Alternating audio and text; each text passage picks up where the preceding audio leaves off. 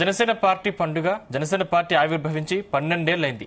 ఈ సందర్భంగా ఆవిర్భావ సభను పార్టీ అధినేత ఉప ముఖ్యమంత్రి పవన్ కళ్యాణ్ ఇలాఖ అయిన పిఠాపురం మండలంలోని చిత్రాడ గ్రామంలో ఆర్భాటంగా నిర్వహిస్తున్నారు.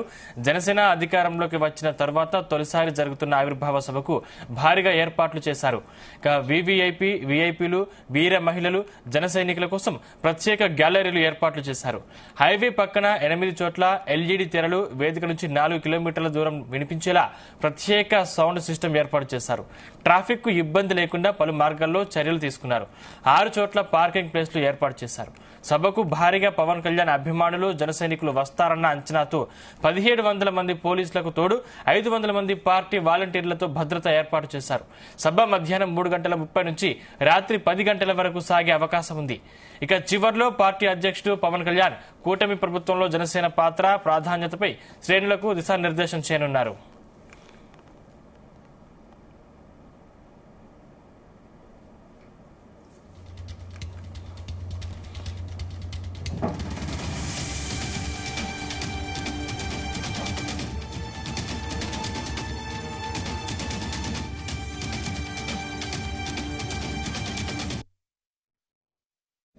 అభివృద్ధి చేసి చూపిస్తాం.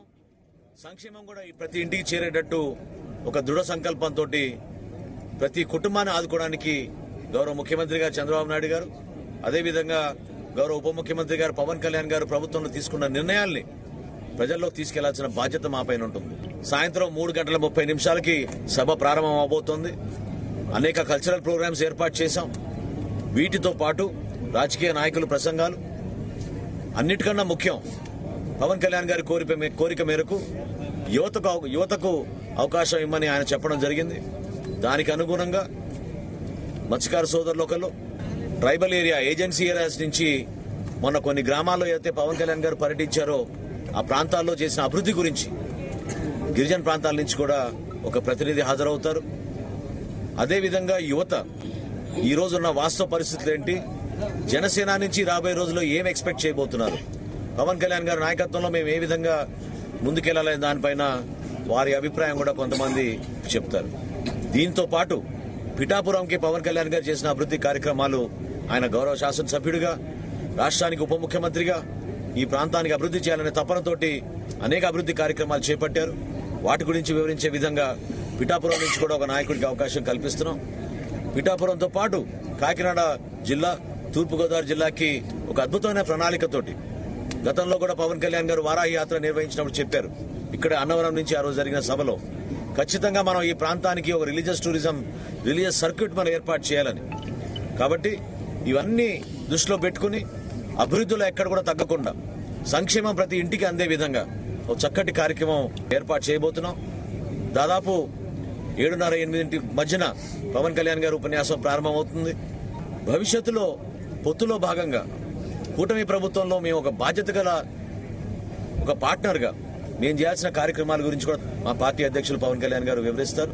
ప్రతి ఒక్కరం కూడా దాదాపు 12 రోజుల నుంచి ఇక్కడ కలిసి మెలిసి ఒక అద్భుతమైన సమిష్టిగా పనిచేసుకుంటూ ఇక్కడ ఉన్న అభిమానం, ఇక్కడ ప్రజలు అందించిన సహకారం, మాతో పాటు ఎంతో మంది తెర వెనుక రాత్రింపగలు కృషి చేశారు. వాళ్ళందరినీ కూడా నేను అభినందిస్తున్నాను. ఎందుకంటే ఈ విధంగా బహుశా ఏనాడు కూడా రాష్ట్ర ప్రజలు కానీ దేశ ప్రజలు కానీ చూసుండరు. ఆ విధంగా ఒక ఆడియో విజువల్ ప్రజెంటేషన్ కూడా మేము రేపటి రోజున ప్రారంభించబోతున్నాం. పార్టీ పరంగా అన్ని విధాలుగా మేము సిద్ధంగా ఉన్నాం.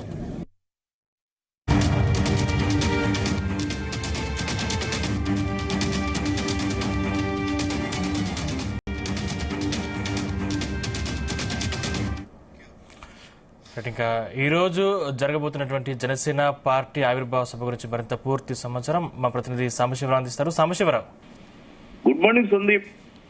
జన సైనికులు, అదేవిధంగా పవన్ కళ్యాణ్ అభిమానులకు పెద్ద పండుగ మరికొద్ది గంటల్లో ప్రారంభం కానుంది. ఈ రోజు జనసేన పార్టీ 12వ ఆవిర్భావ సభలో ఈసారి పవన్ కళ్యాణ్ ఏదైతే ప్రాతినిధ్యం వహిస్తున్నారో పిఠాపురం నియోజకవర్గం, పిఠాపురం మండలం చిత్రాడలో నిర్వహించబోతున్నారు. దీనికి జయకేతనం సభగా నామకరణం స్వయంగా పవన్ కళ్యాణ్ పెట్టడం జరిగింది.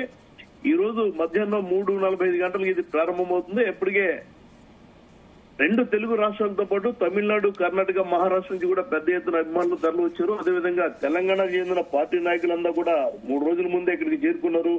ఈ నెల 7వ తేదీ నుంచి కూడా మంగళగిరిలో ఉన్న పార్టీ కేంద్ర కార్యాలయ ప్రతినిధులంతా ఇక్కడ ఉన్నారు. ఇక సభ గురించి పరిశీలిస్తే 1700 మంది పోలీసులతో 500 మంది పార్టీ వాలంటీర్లతో ప్రత్యేక భద్రత ఏర్పాటు చేశారు. ముఖ్యంగా నాదెండ్ల మనోహర్ మాట్లాడుతూ పవన్ కళ్యాణ్ భద్రతను కేంద్ర రాష్ట్ర బలగాలతో పాటు మేము కూడా చూసుకునే బాధ్యత ఉంది కాబట్టి మేము కూడా కొంతమంది వాలంటీర్లు నియమించడం జరిగిందన్నారు. ఈ ఏదైతే ఆవిర్భావ సభ ఉందో పిఠాపురం మండలం చిత్రాడ గ్రామంలో ఏర్పాట్లు పూర్తయిపోయాయి. నిన్న సాయంత్రంతో మొత్తం ఏర్పాట్లు పూర్తి చేశారు. మహిసభను తలపించే రీతిలో సినిమా ఆర్ట్ డైరెక్టర్లు ఈ వేదికను తీర్చిదిద్దారు. రంగురంగుల విద్యుత్ దీపాలతో నిజంగా ఇక్కడ సినిమా షూటింగ్ జరుగుతుంది అన్న స్థాయిలో వేదికను తీర్చిదిద్దారు. వేదిక మీద 250 మంది వరకు ఆశలు అయ్యే అవకాశం ఉందని చెప్పడం జరిగింది. పవన్ కళ్యాణ్ పిఠాపురం నుంచి గెలిచి ఎమ్మెల్యే అయ్యి ఉప ముఖ్యమంత్రి బాధ్యతలు స్వీకరించిన తర్వాత కూటమి ప్రభుత్వంలో ఏర్పడిన తర్వాత ప్రారంభమవుతున్న మొట్టమొదటి సభగా దీన్ని చెప్పవచ్చు. అందుకే దీన్ని ఆవిర్భావ దినోత్సవంతో పాటు జైకేతనం విజయోత్సవ సభగా కూడా నామకరణం చేయడం జరిగింది. రాజకీయ వ్యవహారాల కమిటీ చైర్మన్ పౌర సరఫరాల శాఖ మంత్రి నాదెండ్ల మనోహర్, అదేవిధంగా పవన్ కళ్యాణ్ కు రాజకీయ కార్యదర్శిగా ఉన్న ఎమ్మెల్సీ హరిప్రసాద్ ఈ నెల 7వ తేదీ నుంచి ఇక్కడే ఉండి పూర్తిగా ఏర్పాట్లు చేస్తున్నారు. దాదాపు 8 నుంచి 10 లక్షల మంది ప్రజలు అభిమానులు తరలి వస్తారని అంచనా వేసి ఆ మేరకు ఏర్పాట్లు చేశారు. ఏదైతే ఎస్బీ వెంచర్స్ అని చెప్పి చిత్రాడలో ఉందో అది మొత్తం 150 ఎకరాల విస్తీర్ణంలో ఉంది. ఇందులో 80 ఎకరాలు తీసుకోవడం జరిగింది.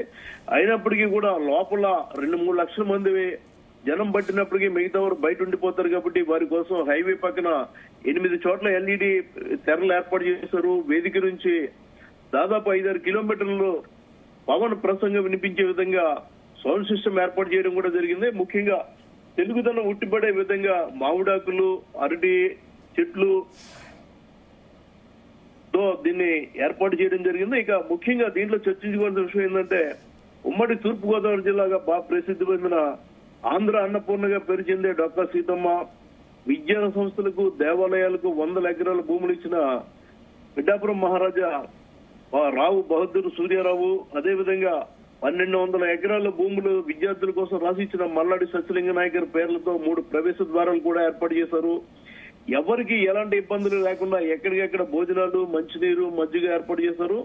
అదేవిధంగా అత్యవసర పరిస్థితులను దృష్టిలో పెట్టుకుని 14 అంబులెన్సులు, అత్యవసర వైద్యం కూడా అక్కడే అందే విధంగా ఏర్పాటు చేశారు. ఎక్కడ చూసినా జనసేన సైనికులు సందడి కనపడుతుంది.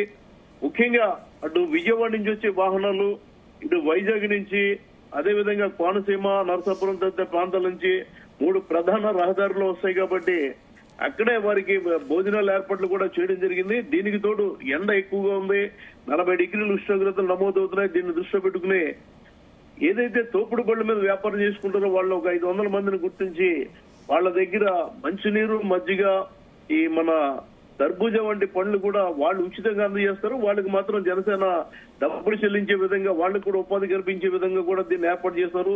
పవన్ కళ్యాణ్ మధ్యాహ్నం 3 గంటలకు మంగళగిరిలో బయలుదేరుతారు. ఈ రోజు ఉదయం ఆయన బేగంపేట నుంచి మంగళగిరి చేరుకుంటారు. మంగళగిరిలో పార్టీ కార్యక్రమాలు చూసిన తర్వాత ఇవాళ ఆవిర్భావ దినోత్సవం కాబట్టి జెండా ఆవిష్కరణ ఉంటుంది. తర్వాత 3:45కు నేరుగా ఏదైతే వేదిక ఉందో వేదికకు ఒక 30 మీటర్ల దూరంలో హెలిప్యాడ్ ఏర్పాటు చేస్తారో అక్కడికి చేరుకుంటారు. తెలుగుదనం ఉట్టిపడే విధంగా భారీ ఎత్తున సాంస్కృతిక కార్యక్రమాలు ఏర్పాటు చేశారు. ఈ సాంస్కృతిక కార్యక్రమాల తర్వాత రైతులు, కొంతమంది నిరుద్యోగులు, మహిళలు మాట్లాడుతున్నారు. అనంతరం పవన్ కళ్యాణ్ స్పీచ్ ప్రారంభమవుతుంది. పవన్ కళ్యాణ్ ఏం మాట్లాడతారు, ఏ విషయాలు చర్చిస్తారు అన్న దాని మీద సర్వత్రా ఉత్కంఠ నెలకొని ఉంది. ముఖ్యంగా పార్టీ గెలిచి అధికారం చేపట్టిన తర్వాత దీనికి తోడు ఆయన ఏదైతే మహారాష్ట్రలో ప్రచారం చేసిన తర్వాత అక్కడ కూడా గెలుపు సాధించారు. ఇవన్నీ దృష్టిలో పెట్టుకుని జాతీయ రాజకీయాల గురించి కూడా ఆయన మాట్లాడే అవకాశం ఉందని చెప్పి పార్టీ నాయకులు వెల్లడించడం జరిగింది.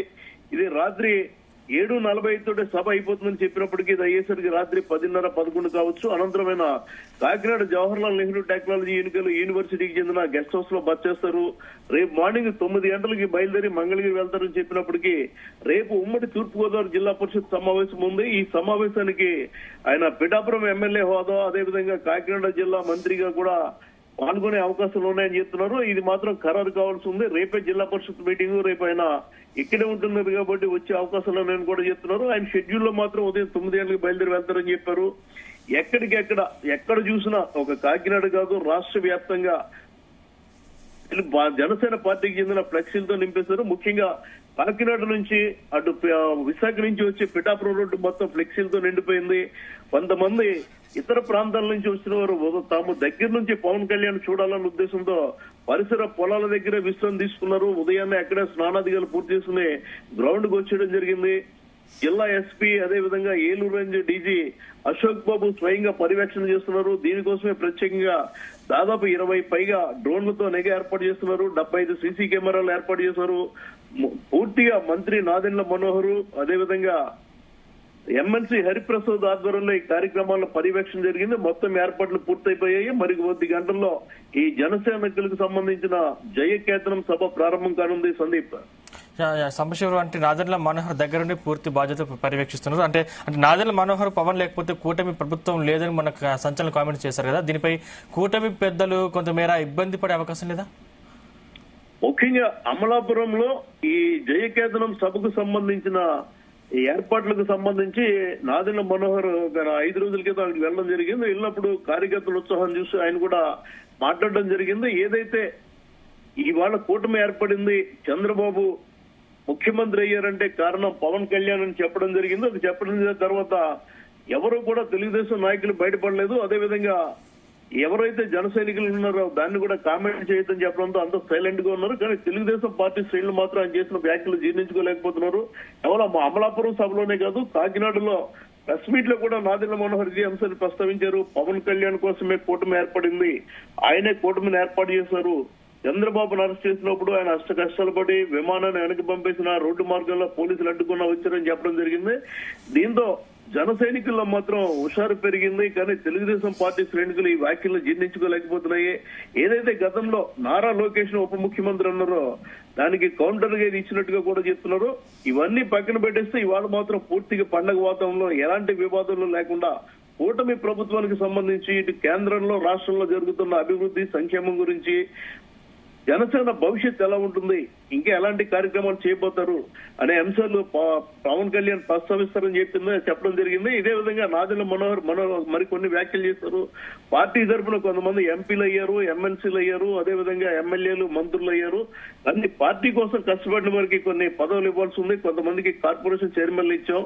ఇది అయిన తర్వాత ఏదైతే విజయోత్సవ సభ అయిన తర్వాత 4-5 రోజుల తర్వాత చంద్రబాబుతో చర్చించి కింది స్థాయి కార్యకర్తలు కూడా పదవులు ఇచ్చి ఏర్పడిస్తామని చెప్పడం జరిగింది. దాంతో జనసేనలో ఉత్సాహం పెరిగింది. Sandeep, right, thank you సంబశివరావు.